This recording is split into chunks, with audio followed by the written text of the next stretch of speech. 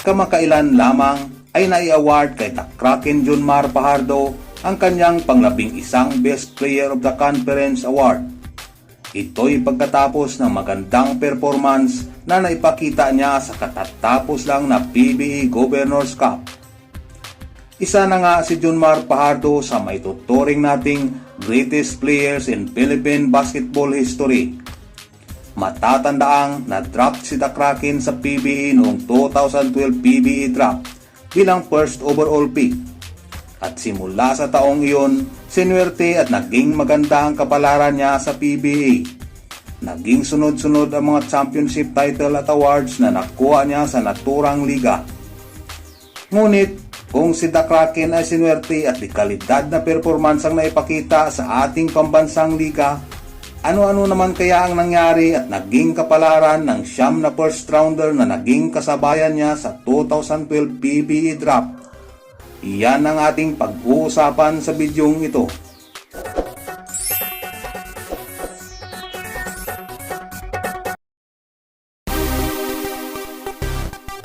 August 19 ng taong 2012, ginanap sa Robinson's Midtown Mall sa Ermita sa Manila ang 2012 PBA draft. Ito'y nilahukan ng 10 kuponan sa PBA.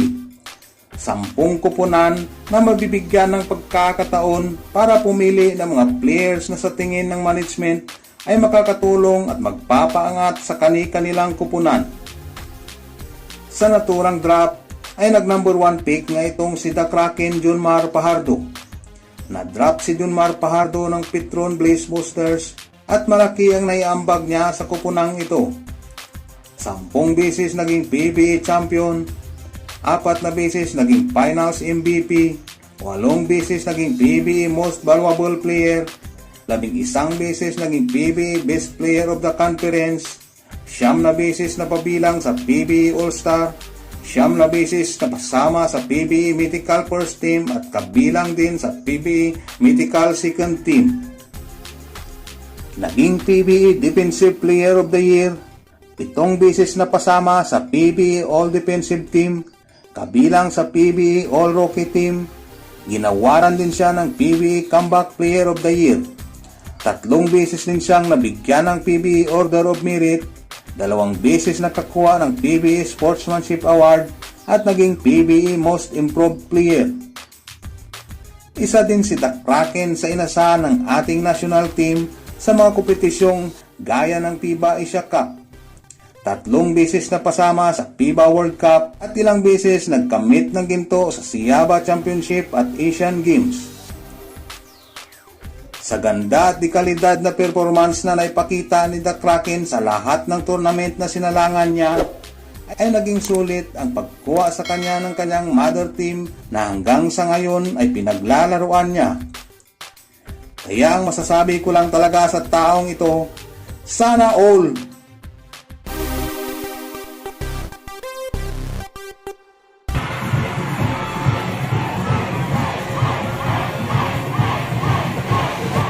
First round second pick naman ng 2012 PBA draft ay ang tinaguriang the beast ng PBA na si Calvin Abuiba. Na-draft si Abuiba ng Alaska Aces at katulad ni Junmar Fajardo, nagbigay din si Calvin Abuiba ng malaking impact sa ating pambansang liga. Makailang beses na napabilang sa ating national team para irepresenta ang ating bansa sa mga tournament gaya ng FIBA Asia Cup, SIABA Championship at Jones Cup. Naging PBA champion, 2 beses naging PBA Best Player of the Conference, 9 na beses na napabilang sa PBA All-Star, 4 na beses na napasama sa PBA Mythical First Team, 2 beses na napabilang sa PBA Mythical Second Team, at sa PBA All Defensive Team. Naging PBA Rookie of the Year, napabilang sa PBA All Rookie Team, at naging PBA Mr. Quality Minutes noong taong 2015. Na-trade siya sa Phoenix Fuel Masters at naglaro ng ilang taon. Sa kasalukuyan, ang tinaguriang The Beast ng PBA ay naglalaro sa kupunan ng Magnolia Hotshots. Ang ating first round third overall pick naman noong 2012 PBA draft ay ang Pilipino-American na si Alex Malyari. Na-draft si Malyari ng Petron Blaze Boosters at naglaro dito ng isang taon bago nalipat ng Sunmig Coffee Mixers, Mahindra Floodbuster, Inlex Road Warriors at Phoenix Super LPG Fuel Masters. Sa 8 taong pananatili niya sa PBA, 4 na beses siyang nakatikim ng kampyonato at napabilang sa PBA All-Rookie Team. Huling naglaro si Alex Malyari sa PBA noong taong 2020 sa kupunan ng Phoenix bago ito naging free agent.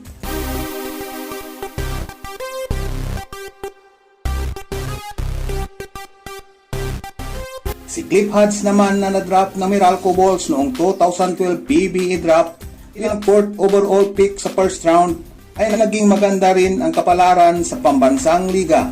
Naging PBA champion, napabilang sa PBA All-Star, 2 beses na pasama sa PBA Medical Second Team, naging PBA Defensive Player of the Year at 3 beses na pabilang sa PBA All-Defensive Team. Sa kasalukuyan, siya ay naglalaro pa rin sa kupunan ng Meralco Bulls at sa edad na 36 ay maganda pa rin ang ipinapakita.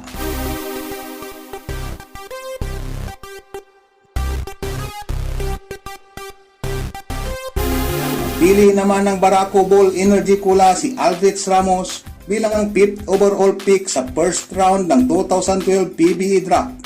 Ngunit kalaunan ay na-trade ito sa Sunmig Coffee Mixers, napunta ng Alaska Aces, Air 21 Express, muling na-trade at nalipat sa Inlex Road Warriors, sa Mahindra Enforcer, napunta ng Star Hotshots at Tirapirma Jeep kung saan ito kasalukuyang naglalaro.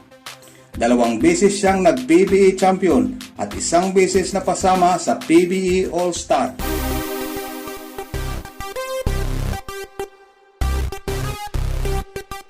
Ang pang-anim na player sa 2012 PBA draft na ating pag-uusapan ay ang player na masasabi kong isa sa mga player na may pinakamaikling basketball career sa PBA.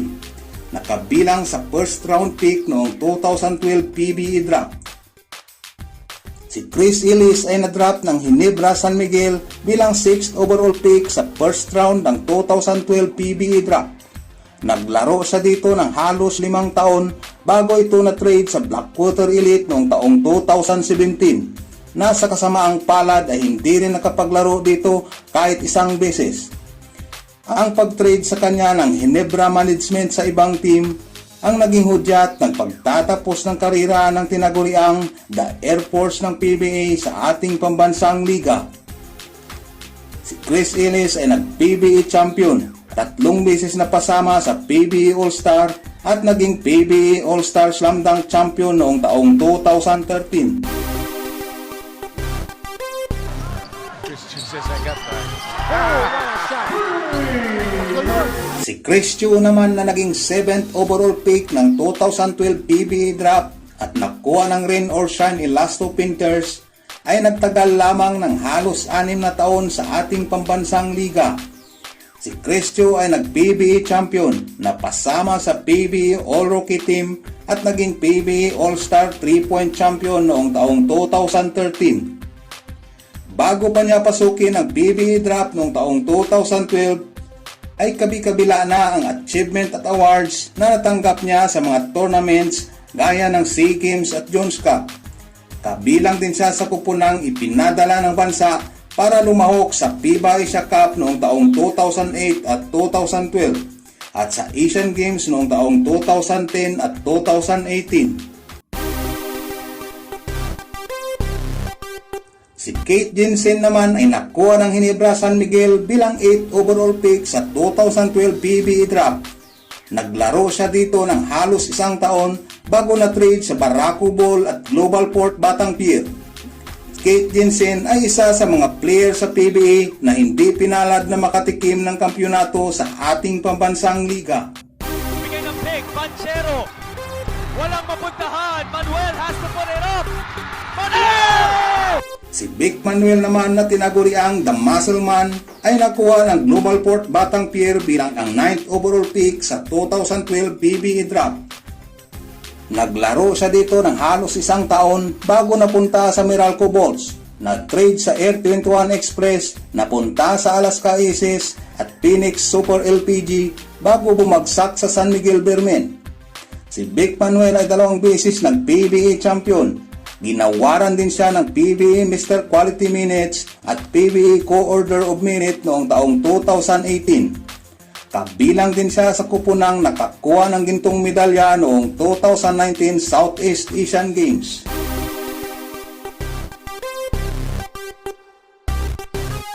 Panghuli sa 10 player na first round picks noong 2012 PBA draft ay si Jason Dutchman. Si Jason Dutchman ay nakuha ng Global Port Battang-Pier bilang 10th overall pick. Naglaro siya dito ng halos 1 taon bago nalipat ng Petron Blaze Busters, Barako Ball at Mahindra Floodbuster na huling kupunan niya sa PBA. Isa si Jason Dutchman sa mga player sa PBA na hindi nakatanggap ng championship o anumang award sa ating pambansang liga hanggang sa ito'y magretiro. Sa 10 player na aking nabanggit na kabilang sa first round picks noong 2012 PBA draft, ay nalaman natin kung sino talaga ang sinuwerte at minalas at kung anong kupunan sa PBA ang umangat sa nakaraang 2012 PBA draft.